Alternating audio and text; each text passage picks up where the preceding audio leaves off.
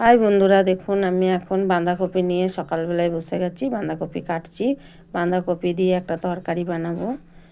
বাঁধাকপিটা আমার কাটা হয়ে গেছে, এবার ধোয়া হবে। ধোয়া হয়ে গেছে, এখন এই ফোড়ন দিলাম, শুকনো লঙ্কা দিয়ে আর ফোড়ন দিয়েছি। এবং এইটা আছে পেঁয়াজ, আদা রসুন পেস্ট, নুন হলুদ এগুলো সব আছে। তারপরে ওটাকে এখন এই যে মুরগির ছাড়টা আনা হয়েছিল, মুরগির যে ছাড়, ঠ্যাং, মাথা, এই ঠ্যাং আর ছাল, এটা দিয়ে এখন বাঁধাকপি দিয়ে সুন্দর করে রান্না করলাম। খুব ভালো লাগে, আমাদের তো খেতে ভালো লাগে, এরকম করেই বানাই।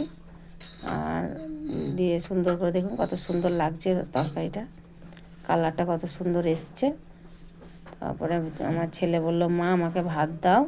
ওকে ভাত দেওয়া হয়েছে, এখন ভাতটা খাচ্ছে আর কেমন হয়েছে বলছে ভালো হয়েছে। এবং আমরা সবাই একসাথে খাবার নিয়ে বসে গেছি।